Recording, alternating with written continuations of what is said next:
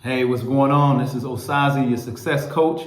Listen, we're talking everything purpose and financial empowerment. Today, I want to talk to you a little bit about what's called tax diversification. Tax diversification is essentially a strategy used to where you are coming into your retirement years, and I use that word loosely. Don't think old when I say retirement. Retirement simply means when you essentially are done with work, or in this case, you don't have to work. Let's just say you come to an age and you are not looking to work anymore for an employer, or maybe you don't have a business, or you're exiting your business. All right. So tax diversification strategy has to do with how you are receiving distributions of income into your life from various channels. And so we'll talk first about what's called taxing, being taxable. We'll talk about tax deferred, and we'll talk about tax-free distributions. So number one is understanding what happens when you receive income in the form of distributions.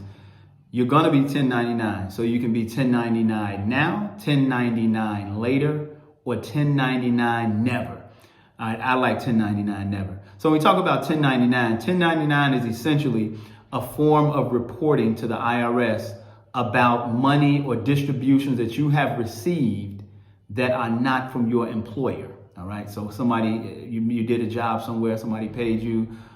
Maybe you have some taxable income. Taxable income come in the form of a savings account, or CD, investment or brokerage account when you receive dividends, or if you sell off and you get capital gains. Real estate, obviously real estate is taxed. Business income.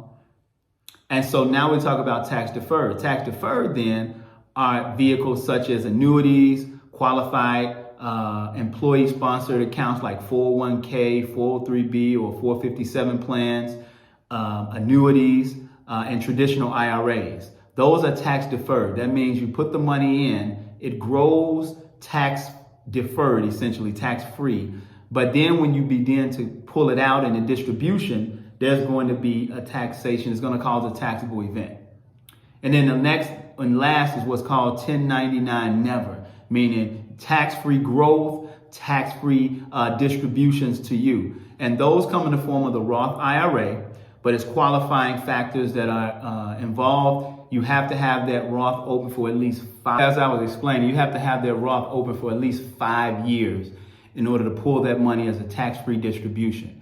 Next, you have municipal bonds. Municipal bonds are not taxed federally, and many times state and local don't tax for those as well. And then lastly, the cash value life insurance policy. You actually pull that money out tax-free, right? You can pull it out in the form of a loan, or you can pull it out, God forbid, if somebody dies and is for beneficiary awarded to the beneficiary. And then one bonus is what's called a 529 plan. 529 plan essentially has to do with higher education or schooling and expenses related to that tuition for a higher education. But those funds have to be to the qualified higher education school, university, college that they have been assigned to. And that can be specifically to the person who is designated as the recipient of the award of that 529 plan. All right. So there you have it. Tax me now, tax me later, tax me never. All right. Stay tuned. We're going to be giving a lot more information about financial empowerment and you walking in your purpose.